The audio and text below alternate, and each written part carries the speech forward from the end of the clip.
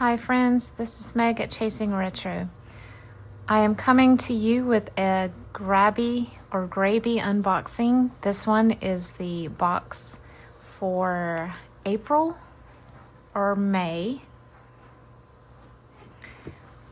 This is a box that is based on small mom and pop shops is what I gathered. So we'll go through it together and see what's in here. And then if I decide to make any ephemera using some of the contents as like a little jump start to show you what types of things you can make with this kit, I will put that at the end of this video. But the box itself is adorable. I like to save these boxes and reuse them for storing ephemera, and this one is perfect for that. It did get a little bit bent or maybe dropped in shipment, but that's not terrible. It's still usable. So on the front here we have little shops and restaurants.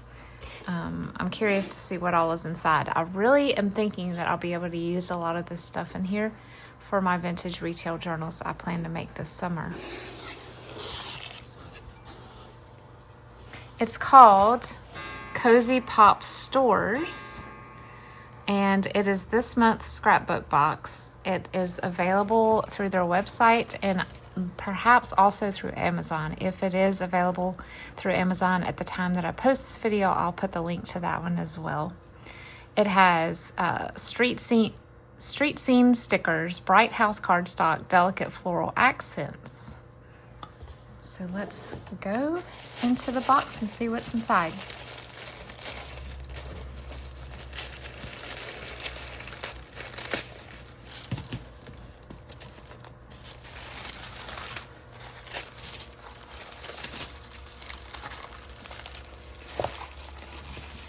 All right, first of all, we have a double-sided dot runner, which I don't have one of these.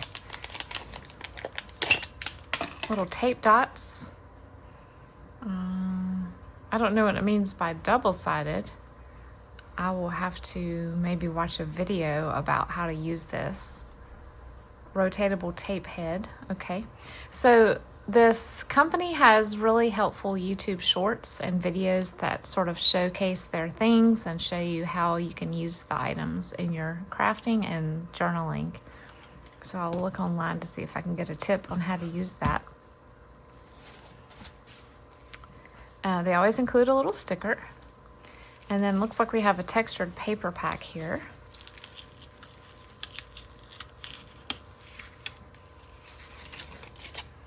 With a variety of blues and greens. Like a handmade paper feel. Really cool.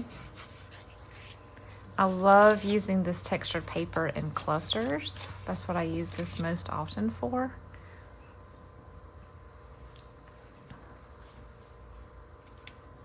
It's the net or spider web type fiber.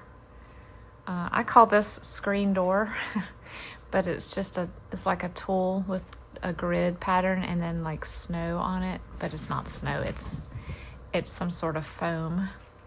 And then we've got two grid mesh, one white and one light blue. This is bumpy. It almost feels like something that you would have like as in layering the bottom of an egg carton or something like that. It's really fun. This one is sort of a buffalo check or gingham pattern.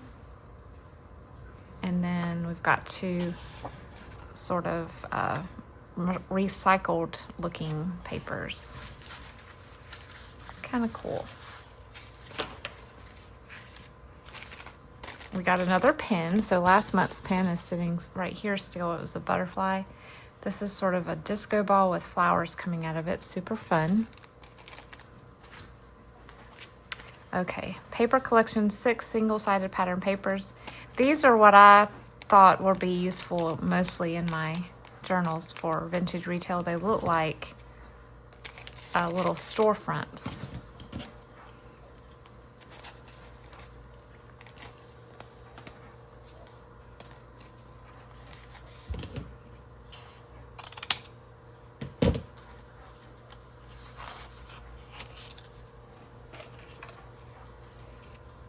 Really, really cute. You could do so many cool things with these. They are already punched out. You could make a journaling card and use glue dots or foam glue dots to pop it out and then have a scene in the window in the background. You could even use these in some sort of diorama. My brain is turning on ways to use these, but they come in several colors here. These could be stores or they could be restaurants, whatever theme you're working on. 100 single-sided pattern papers.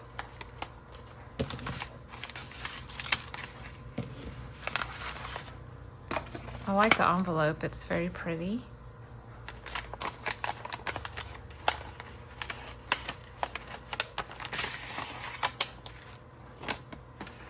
And then there's just a lot of blue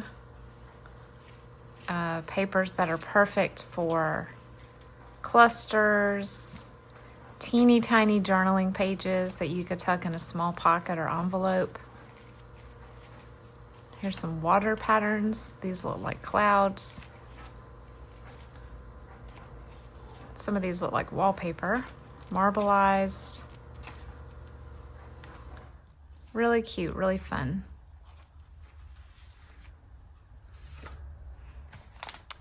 Grow with Love paper collection.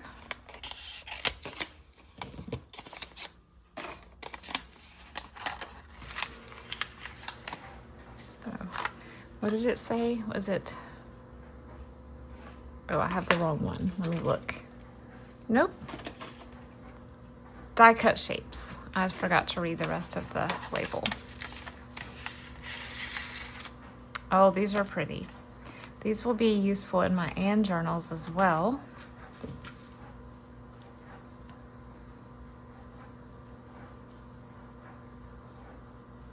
Let me see if I can get something a little more plain to put it on for you guys. Very intricate die cuts.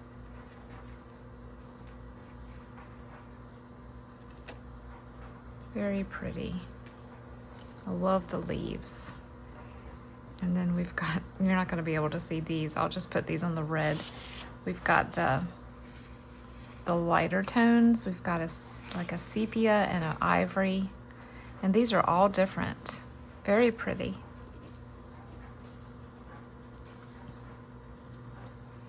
I've got my other laser cut die cuts stored with my regular die cuts, and I think I need to move them to their own spot because they're so delicate and they're getting bent. So maybe I'll do that after this video today. Color City Sticker Collection 50 cardstock stickers.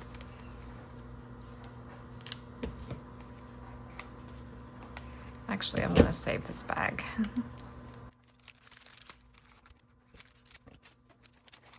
There's a little cat on a roof.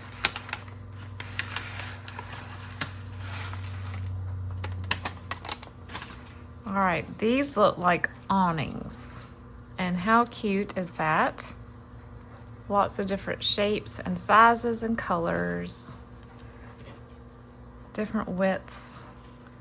Little ones for little windows and long ones for doorways. So cute. You could cut a hole in a page that peeks through to the other side and put this at the top of the hole, the rectangular hole, and make it look like a little awning window. That's one idea that I just had. You can make lots of little windows with these. I love it. You could also use these as umbrellas. That's another idea for them. And we've even got tiny ones here. So cute. This looks like an ice cream shop window, actually. I love that. Oh, this is Fun at the Street 39 cardstock stickers.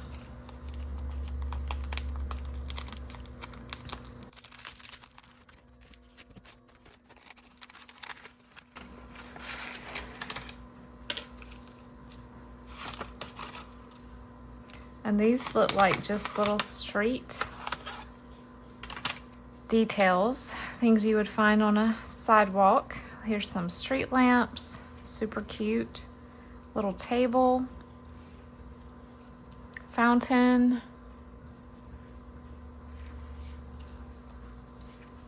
little fences. This would be perfect for the Ann journals, actually. Little picket fence.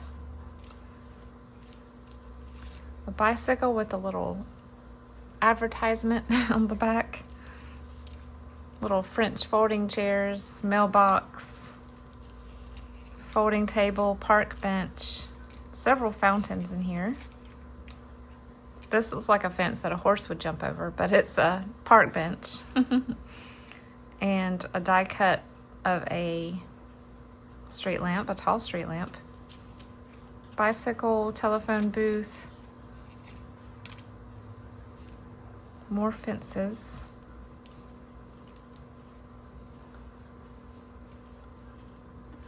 Yeah, so cute.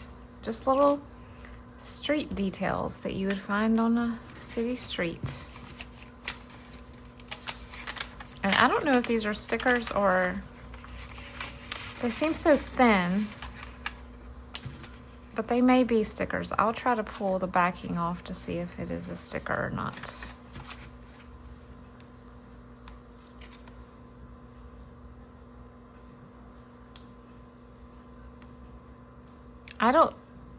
Yes, they are. They're stickers. There you go. It peels off. They are stickers. A lot of times, though, I'll use these as a die cut instead of a sticker. Pots of flowers. These are clear, like the clear stickers.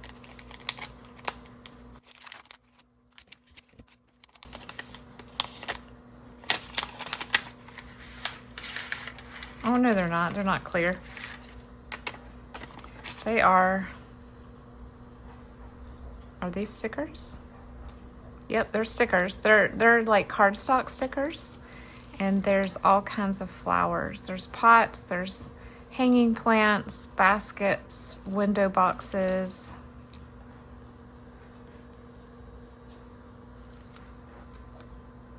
Lots of different things. So cute, little flower pots. You could make a little garden shop storefront and have all these little things sitting outside. That would make a really cute journal spread.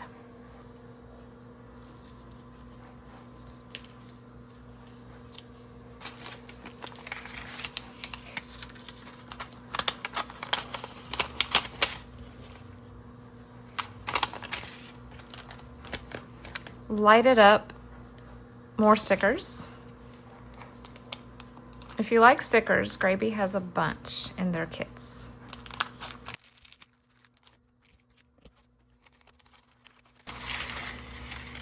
Oh wow, these are all string lights.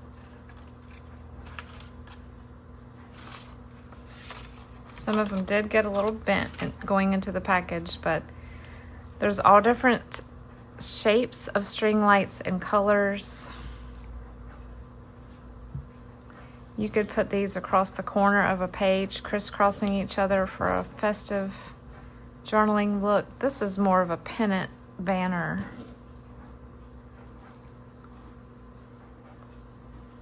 Just cute little, oh, I love these. Cute little assortment of stringed decorations. And some are short and some are long. Very cute. Okay.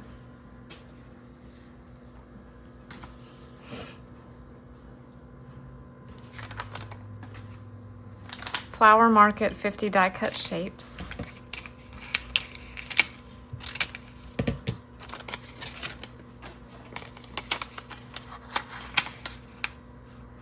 Oh yay, some more laser cuts. And some of these look kind of like patterned paper. Look at that. The butterflies are on patterned paper. Very pretty. Little flowers. These are adorable. Those look like hydrangea blossoms. These are so cute.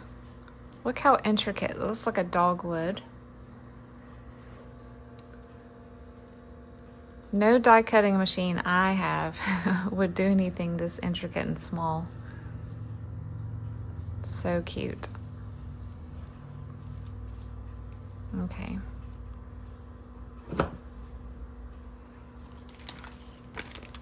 Bright Main Street cardstock stickers.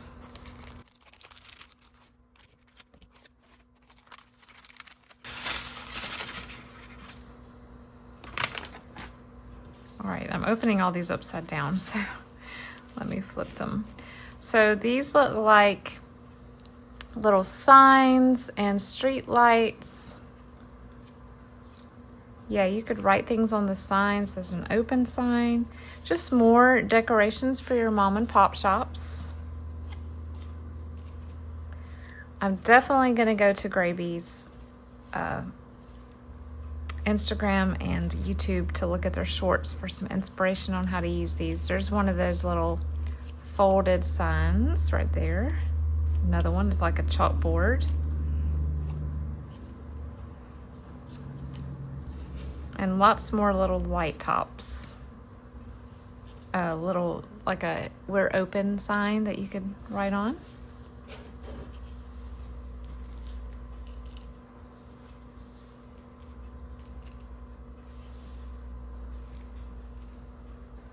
Okay. Build a house. 6 single-sided pattern papers. These look like foil.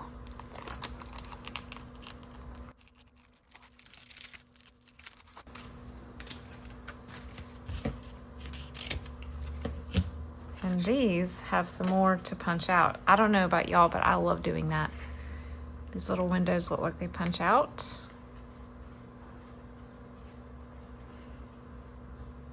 So, okay. Do they fold? Or are they like this? Okay, I had them upside down. They're so cute. They're like little storefronts. I would call these storefronts, not houses, but I didn't think they would be foil, but that's very interesting. I like that. We have blue and white. Okay, not all of them are foil. This is sort of a glossy white. And then here's a glossy black and gold. Very classy. Really fun. Those will be so fun to play with. It's almost like a little color form set. We've got all these little pieces that we can use to decorate these storefronts with. Blooming Wild, 6 sheets of stickers.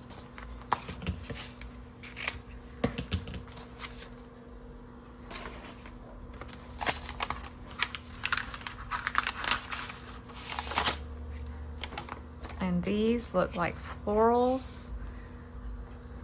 Let's see.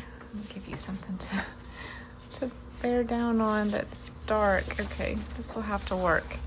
So we've got some florals here in like a peach and green and white. And here's more peach. These look like some sort of orange or grapefruit maybe. Beautiful. So these would just be decorations to put over archways or doorways, or along the edge of a sign, or just on the corners of journaling cards if you're not doing a mom and pop shop theme. They'd be adorable just decorating the corners of cards. I like those. And the envelope is even cute. It's a little coffee shop.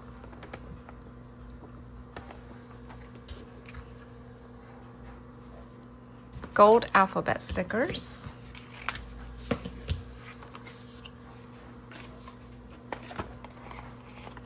These look tiny.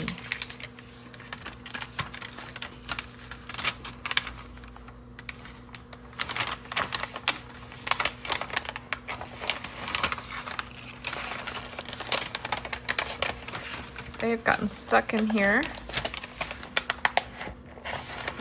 Uh-oh. Here we go. Look how tiny. So detailed. You would need tweezers to place these, but these would be what you use on all those cute little signs. Little store signs and labels and things like this. So cute. We've got capitals, lowercase, and numbers. Adorable. In the bottom of the box here, we have Brick Backgrounds 12 single-sided pattern papers.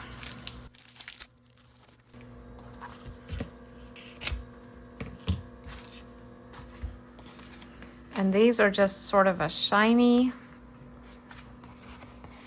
cardstock. One side's shiny, one side is matte. And you can use these as a background to a page. You could even fold them and make them a cardstock page. Personally, I think I'll break these up into journaling card sizes. Unless I was doing a complete scene, like to cover an entire journal page, then I would probably use it as it is. We've got some stone looking background, multicolored brick, more bricks, different color waves, like a whitewashed. We have some, the word is escaping me, terrazzo. My countertops are that, and I can't even think of the word for it. More brick. This looks like the side of an old apartment building in the city. Black brick. That looks like a walkway. And this is maybe a stucco. All right, so this is the Cozy Pop Stores box from Grabie, and I will link the website and possibly the Amazon link if it's up.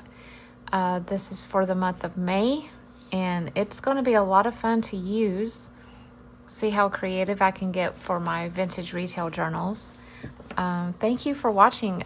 As always, I appreciate you being here with me today, and let me know what your favorite item was. What sparked the most creativity in this kit for you? So it is another day, and I wanted to show you what my family and I made with the Grabie Mom and Pop Shop, Cozy Pop Shop kit. First of all, I gave somewhat instructions to them, but then said, use your creative liberty, but see if you can try to make either stores or restaurants. Stores preferred, so I could possibly use them in the vintage retail journals that I plan to make later this summer.